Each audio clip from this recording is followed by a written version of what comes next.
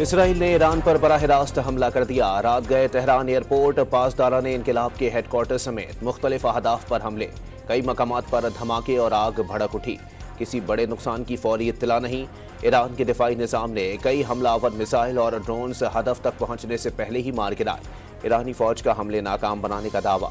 सहूनी रियासत के खिलाफ सख्त जवाबी कार्रवाई का ऐलान। ईरानी फिजाई हुदूद हर किस्म के तैयारों के लिए बंद कर दी गई। फिजाई हमले नाकाम बनाने का ईरानी दावा मुस्तरद कर दिया। एटमी और तेल तंसीबात हदफ नहीं थीं। ईरान पर हमलों में ताखीर का सबब खराब मौसम को करार दे दिया। नेतन्याहू की बंकर में बैठकर जंगी काबीना के इजलास की सदारत। अमरीका ने सहूनी हमले की हिमायत कर दी। किसी भी किस्म का किरदार ना होने का दावा। फौजी कार्रवाई को अपने दिफा की मश्क करार दे दिया।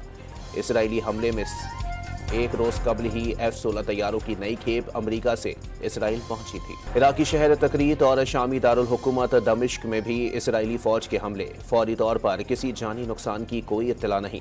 इराक में भी फिजाई हुदूद ताहुक्म सानी बंद कर दी गई। इसराइली फौज का गजा में मासूम फलस्तीनियों का कत्लेआम जारी। खान यूनिस में रिहायशी इमारत पर बमबारी। इमदाद के लिए खड़े 12 अफराद शहीद। सहूनी स्नाइपर्स ने अस्पताल पर भी फायर खोल दिया। जबालिया कैंप कब्रिस्तान का मंजर पेश करने लगा। हिजबुल्लाह के इसराइल में मिसाइल हमले खतरे के सायरन बज उठे। जस्टिस याहिया अफरीदी आज 23वें चीफ जस्टिस ऑफ पाकिस्तान के ओहदे का हलफ उठाएंगे। ऐवान सदर में हलफ बर्दारी की तकरीब में वज़ीर आज़म, वज़ीर आला समेत अहम सिविल और अस्करी शख्सियात शरीक होंगी। जस्टिस याहिया अफरीदी पार्लिमानी कमेटी की मंजूरी से बनने वाले पहले चीफ जस्टिस होंगे। इस्लामाबाद में तहरीक इंसाफ के गिरफ्तार कारकुनों को ले जाने वाली वैन पर लाठियों और पत्थरों से हमला। वाक़िए की वीडियो मंजर-ए-आम पर आ गई। पुलिस का कैदियों को छुड़ाने की कोशिश नाकाम बनाने का दावा। संगजानी टोल प्लाजा के करीब 20 अफराद ने असलहा, डंडों और पत्थरों से हमला किया। 4 मुल्जिमान को गिरफ्तार कर लिया। तर्जुमान इस्लामाबाद पुलिस का मौक़िफ़। वफाकी वज़ीर इत्तलात अताउल्लाह तारड़ ने कैदियों की वैन पर हमला तहरीक इंसाफ की सोची समझी साजिश करार दे दिया। तहरीक इंसाफ को 9 मई PTV हमला केस और पार्लियामेंट का दरवाज़ा तोड़ने के वाक़यात भी याद दिला दिए। तहरीक इंसाफ ने कैदी वैन्स पर हमला पुलिस की साजिश करार दे दी। अदालत की तरफ से कारकुनों के खिलाफ मुकदमा डिस्चार्ज करने के बाद दूसरे मुकदमे में गिरफ्तारी डाली गई। अली अमीन गंडापुर का कैदियों को नुकसान पहुंचाने पर एक्शन का इंतबाह। बानी PTI की बहनें अलीमा और उस्मा खान एहतजाज के दौरान तोड़ फोड़ के केस में जमानत के बाद रिहा।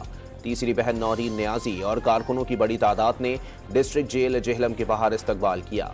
लकी मरवत में नमाज मगरिब के वक्त ख्वारिज का मस्जिद पर हमला। कैडेट आरिफुल्लाह ने जान देकर नमाजियों को बचा लिया। ISPR के मुताबिक मिलिट्री अकेडमी काकोल में ज़ेर तरबियत 19 साला आरिफुल्लाह छुट्टी पर आबाई शहर आए हुए थे। वज़ीर ख़जाना मोहम्मद औरंगज़ेब की मूडीज़ क्रेडिट रेटिंग एजेंसी के नुमाइंदों से मुलाकात। पाकिस्तान की क्रेडिट रेटिंग अपग्रेड करने पर इज़हार तशक्कुर। कराची वालों को बिजली का एक और जोरदार झटका। नेपरा ने बिजली 3 रुपये 3 पैसे फ़ी यूनिट मज़ीद महंगी कर दी। जुलाई के माहाना एडजस्टमेंट की मद में इजाफा दिसंबर में वसूल किया जाएगा। कराची के बड़े सनतकारों का हुकूमत की माशी पॉलिसियों पर इजहार अदम एतमाद। FPCCI में मुश्तरका कॉन्फ्रेंस के दौरान मईशत को वेंटिलेटर से निकालने के लिए सिंगल डिजिट शरह सूद और सस्ती बिजली को नागुज़ीर करार दे दिया। मर्दान में घर की छत गिरने से 2 बहनें और भाई जाँ बहक और एक शदीद जख्मी। बहावलनगर में मुबैना पुलिस मुकाबला। डकैती का मुल्जिम अपने ही साथियों की फायरिंग से हलाक हो गया। कराची में मंकी पॉक्स का एक और मुश्तबा केस सामने आ गया। शारजा से आने वाले गैर मुल्की एयरलाइंस की परवाज के मुसाफिर को मर्ज की अलामात पर इन्फेक्शन डिजीज अस्पताल मुंतकिल कर दिया गया। मुसाफिर का ताल्लुक राजनपुर से है।